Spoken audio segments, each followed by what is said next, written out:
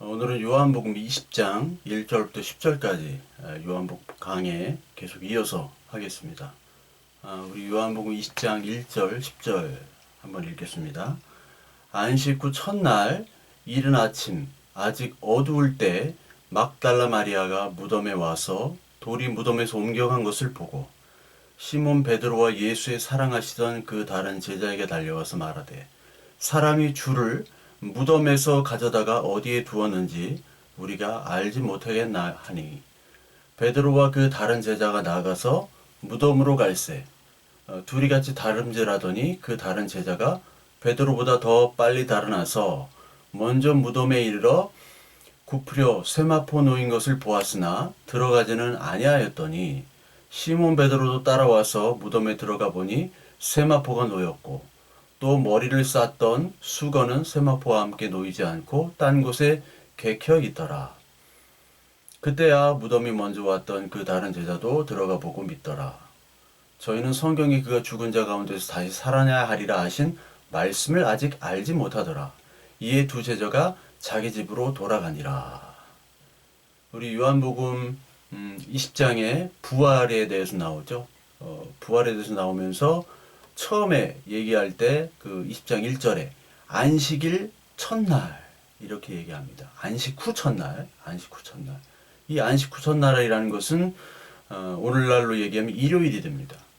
유대인의 안식일은 금요일 저녁, 즉 해 진 다음부터 토요일 해 질 때까지가 바로 안식일이에요. 그리고 뭐 토요일이 안식이다 아닙니다. 일요일이 안식일이다 아닙니다. 금요일 해 지고 나서부터가 안식일입니다. 예수님께서 안식일에 돌아가셨죠. 안식일 하기 전에 돌아가셨죠. 그러니까 예수님이 돌아가신 다음에 바로 안식일이 시작됐어요. 그래서 예수님의 시체를 아리마대 요셉이 요구를 합니다. 빌라도에게. 그래서 니고데모와 함께 세마포에 싸서 무덤에 넣고 돌로 막아놔요. 그게 유대인의 무덤 방식입니다. 근데 시체는 더럽고 부정하기 때문에 안식일에 시체를 만지면 안 되거든요. 그래서 안식 시작하기 전에 그 시체를 무덤에다가 놨습니다. 이게 마태복음, 마가복음, 누가복음에 계속 공통적으로 나오는 내용입니다. 그래서 특히 누가복음 23장에 보면 그 마지막에 여인들이 향품을 준비를 해요. 그 향품을 준비하고 향유를 그 안식일을 어기게 되니까 그거를 하다 보면은 그래서 일단 무덤에다 보관한 후에 안식 후 첫날 향품과 향유를 가져다가 시체를 이제 다시 이제 세마포에다가 그 향품을 바르고 다시 묻기 위해서 지금 그 여인들이 무덤으로 갔습니다. 근데 그 여인들이 무덤에 왔는데 무덤에 보니까 무덤에 시체가 없는 거예요. 예수님의 시체가 없습니다. 돌 무덤, 그 돌로 막아진 무덤이 돌이 옮겨져 있고 그 무덤에 가보니까 시체가 없어요. 그래서 제자들을 불렀더니 베드로와 그 제자들 가보니까 세마포에 시체가 없는 것이죠. 그 세마포에서 허물이 벗겨지는 것처럼 그 시체만 싹 없어지고 그 시체 형태에 남아있는 세마포만 딱 있는 겁니다. 오늘 계속 무덤이 사라지고 무덤에서 시체가 없어지고 무덤이 나오죠. 그 무덤이라는 것은 생명이 없는 곳입니다. 죽음의 자리. 마리아와 그 여인들이 예수님 죽을 때도 슬퍼했죠. 예수가 그 골고다에서 죽을 때 슬퍼했는데 다시 그 무덤 시체도 찾을 수 없으니까 허무하고 슬픔과 절망이 더 커버리는 거죠. 근데 그 허무와 절망의 자리에서 부활의 자리, 죽음이 사라진 자리로 변화하는 내용이 바로 이 20장입니다. 그래서 결론부터 이야기를 드리자면 부활이라는 것이 바로 구원의 핵심입니다. 예수가 십자가에 죽은 것은 죽음의 의미는 즉 죄값을 치르는 거예요. 형벌을 대신해서 죄를 치르는 겁니다. 그러나 죄사함이 완성되고 구원과 생명은 부활에서 방점을 찍는 거예요. 죄값을 치르고 그리고 자유와 생명으로 다시 완성이 되어야지 구원이 완전히 되는 것이죠. 그러니까 죽어서 우리가 무덤에 묻히면은 그것으로 끝이에요.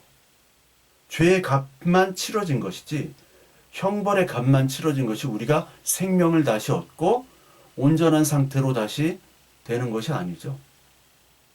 죄와 그리고 사망에서 자유를 얻고 생명을 얻는 것과는 관계가 없습니다. 따라서 죄와 생명 값으로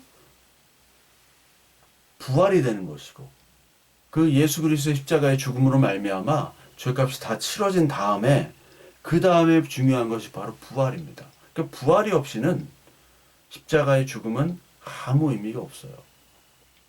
그래서 부활이 그렇게 중요한 겁니다. 십자가가 필요가 없게 돼버려요. 아무 의미가 없게 돼버립니다.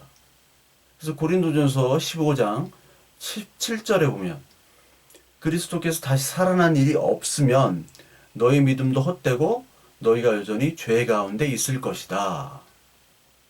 이 말이 바로 너희 믿음도 헛되고 죄 가운데 있다. 왜냐하면 죄의 형벌값은 치러졌지만 생명이 없기 때문에 형벌값이 치러짐에도 불구하고 여전히 그것이 완성되지 않는 죄 가운데 있을 것이라고 얘기하는 겁니다. 그만큼 부활이 정말 중요한 것이죠. 오늘 예수는 왜 죽어야 되고 죽어서 무덤 속에 들어갔느냐? 그걸 또 우리가 또 살펴봐야 됩니다. 왜 그러냐면 우리가 죽어서 무덤 속에 들어가 있는 상태이기 때문에 예수가 우리를 위해서 대신 들어가는 겁니다. 인간은 선악과 이후에 죄와 사망으로 인해서 무덤에 있는 상태예요. 그거를 무덤으로 표현한 겁니다. 무덤은 더러운 것이고 냄새나는 것이죠. 시체를 가만히 두면은 부패해서 냄새가 나잖아요. 그렇기 때문에 그 시체를 처리를 해야 됩니다. 그 무덤으로 가는 거죠. 그것이 곧 죽음을 얘기하는 것이고 우리 인생 자체가 죄가 아직까지 있기 때문에 선악을 알게 하는 열매를 먹은 후부터는 우리 인생 자체가 무덤 속에 있는 것을 성경은 이야기하고 있어요. 그래서 그 상태가 바로 인간의 세상이고 그것이 바로 무덤입니다. 그 무덤인 인간의 상태에 오셔서 예수님이 하나님의 나라를 전하시고 예수님이 무덤에 오셔서 무덤에서 죽으시는 거예요. 이게 세상에 오셔서 세상에 죽으시는 겁니다. 베드로는 3장 18절부터 19절까지 보면 그리스도께서도 한 번 죄를 위하여 죽으사 의인으로서 불의한 자를 대신하셨으니 이는 우리를 하나님 앞으로 인도하려 하심이라. 육체로는 죽임을 당하시고 영으로는 살리심을 받으셨으니 저가 또한 영으로 옥에 있는 영들에게 전파하시느니라. 여기 마지막에 옥에 있는 영들에게 전파하신다. 옥에. 옥이란 말을 썼습니다. 지옥이란 말은 헬라어로 겟나라는 단어를 쓰고요. 근데 여기서는 겟나를 쓰지 않고 필라케라는 통상적인 감옥이란 용어를 썼어요. 감옥. 감옥에 있는 영들에게 전파하신다. 하나님 나라, 죄, 구원, 사망, 그리고 종말 이것들을 다 전파하시는 거예요.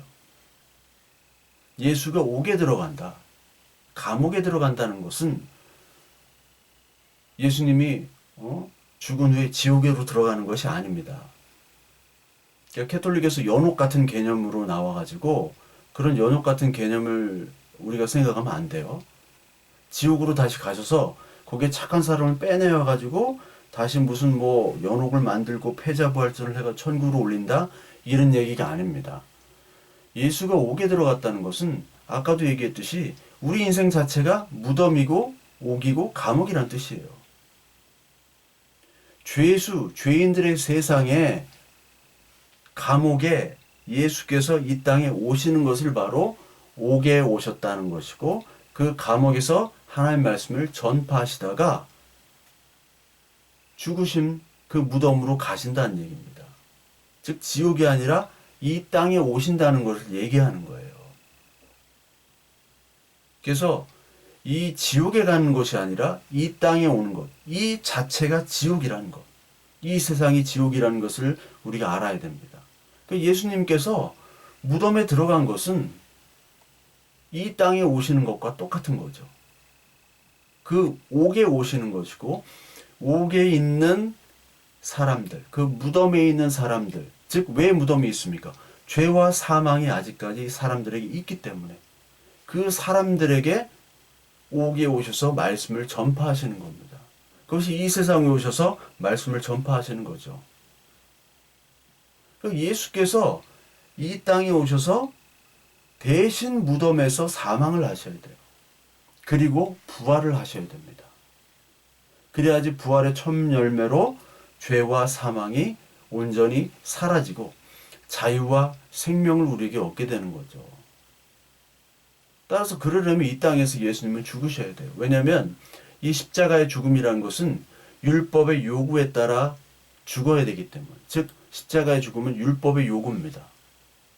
다시 말해서 율법을 다 지키면은 구원이 되는 거죠. 하나님 나라에 갑니다. 그러나 우리는 다 지킬 수가 없어요. 오직 하나님만이 지킬 수 있습니다.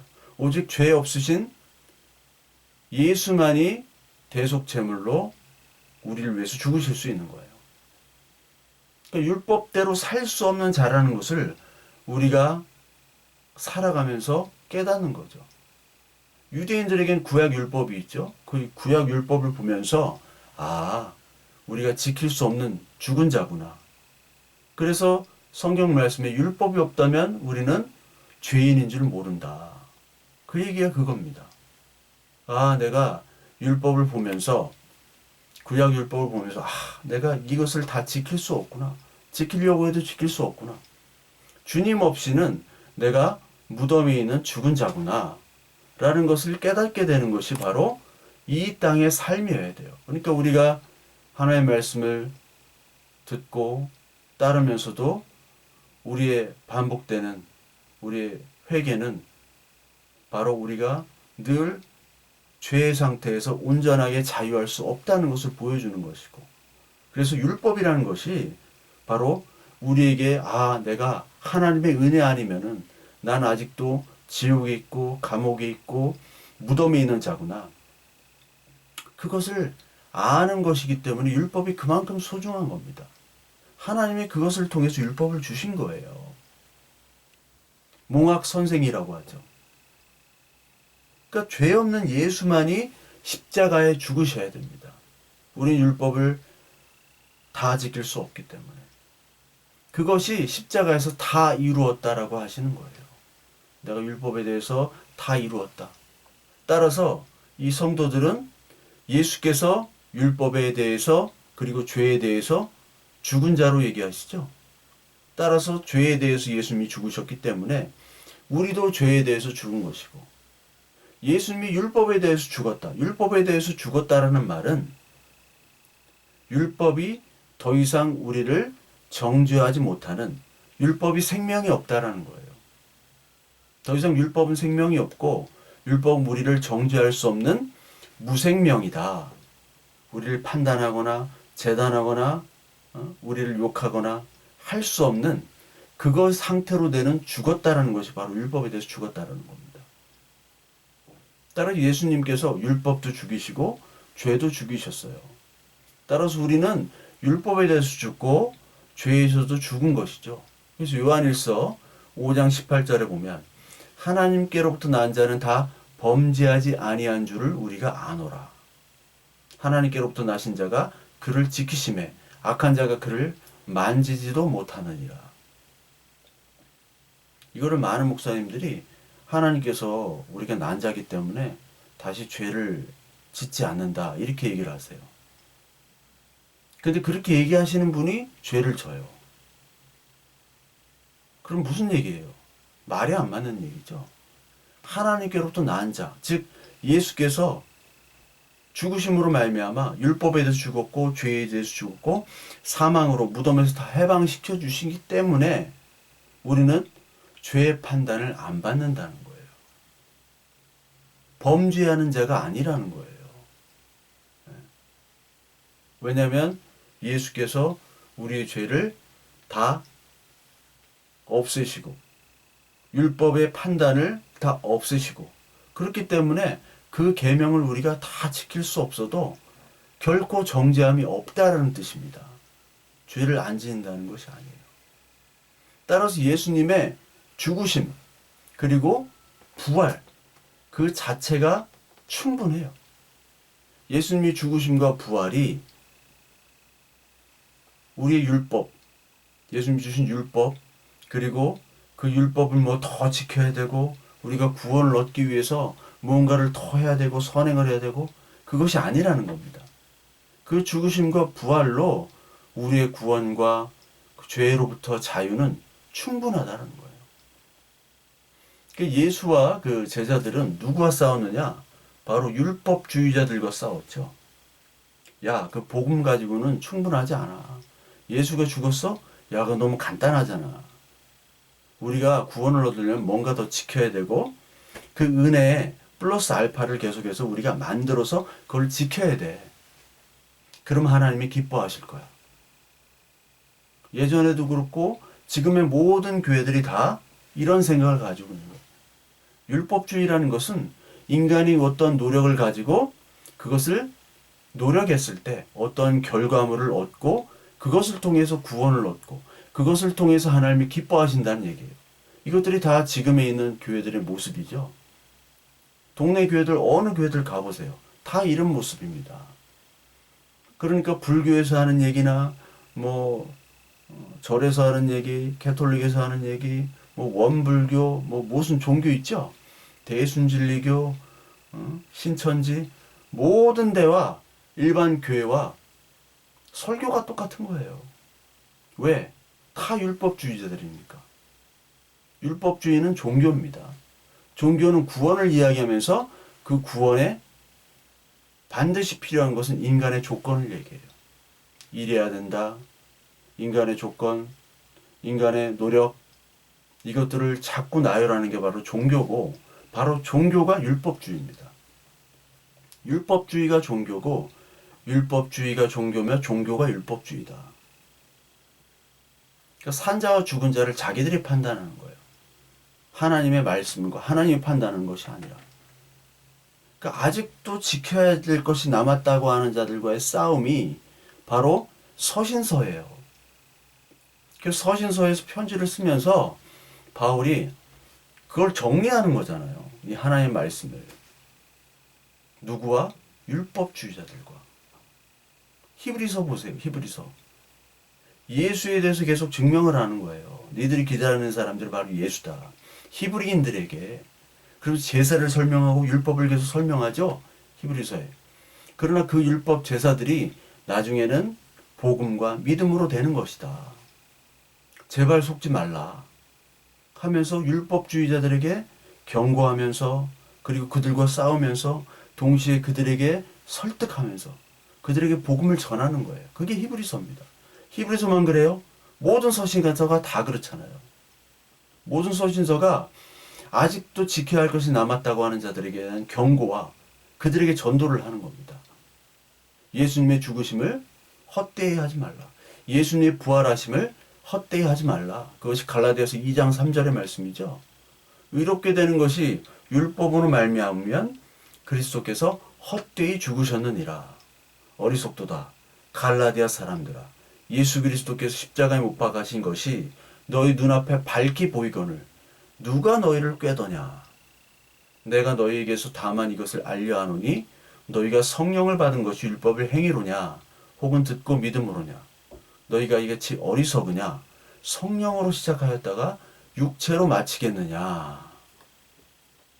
그러니까 모든 사람들이 뭐 성령으로 시작한다고 막 열심히 하지만 결국은 율법의 행위만을 강조하는 육체로 끝나는 사람들이 지금 대부분이라는 거예요. 예수님 시대 때 그랬고 지금도 그렇습니다. 대부분의 교회가 바로 종교적 율법주의입니다. 그러니까 어디 교회 추천이요? 갈 교회가 없는 거예요. 왜? 거기 가면은 시체가 되거든요. 무덤이 빈 무덤이 돼야 되는데 무덤의 시체들이 다 계속해서 꽉꽉 차요. 그게 보여지는 거예요. 오늘은 오늘 이 성경 말씀은 시체가 들어왔는데 시체가 사라지는 거예요. 무덤이 무덤의 역할을 하지 못하는 거예요. 세상이 가득한데, 세상이 무덤으로 가득하고 죄로 가득한데, 그것을 빈 무덤으로 만드시는 게 바로 예수님의 길이잖아요. 예수님 말씀이잖아요. 그러니까 우리가 빈 무덤이 돼야, 우리 죽었지만 그 무덤의 역할을 하지 못하는 거예요. 세상이 이 하나님의 말씀을 막 덮으려고, 이 말씀을 없애려고 하지만 그래야 무덤이 되는 거잖아요. 그러나 하나님의 말씀이 부활이 돼서 시체가 아니고 시체가 사라지는 빈 무덤으로 만드는, 세상이 되지 않고 세상이 하나님 나라, 이 천국, 이 땅이 천국이 되게 하는 그 일이 바로 예수님께서 오셔서 죽으시고 부활하시는 일인데, 그걸 하지 못하게 하는 역할을 지금 교회가 하고 있다는 거예요. 요나처럼 죽음과 사망이 그 시선을 감당치 못하고 토해내야 되는데, 이 교회가 하나님의 말씀을 전해야 되고, 그리고 요나처럼 시체들이 막 토해내서 다시 하나님의 말씀을 전파하는 그런 선지자로서의 역할을 해야 되는데, 그러지 못하고 하나님의 말씀을 오히려 닫아버리는, 하나님의 말씀을 파괴하는 그런 역할을 선동해서는 역할을 하고 있는 것이 지금의 교회고, 예전의 교회고, 과거의 교회고, 예수님 시대 때의 교회예요. 이건 앞으로도 그럴 것입니다. 앞으로 더 가속화되죠. 모든 인간과 세상이, 그 권력이 예수를 죽였지만 그 죽음의 사망이 예수를 무덤에 가둘 수 없듯, 우리 역시도 예수 그리스도께서 우리를 대속해서 죽으셨기 때문에 이 세상과 세상의 사망과 권력과 죄와 그 모든 것들이 우리를 향해서 공격을 하고 우리를 죽이지만, 그럼에도 불구하고 우리는 무덤이 아니라 빈 무덤으로 우리의 몸과 마음과 그 육체들은 돌을 걷어내고 하나님 나라의 말씀과 함께 탈출할 것이고, 요나처럼 고기에서 뱉어질 것입니다. 그것이 바로 예수 그리스도의 은혜고, 그것이 하나님의 사랑임을 오늘도 기억하시는 저와 여러분들 되길 바랍니다.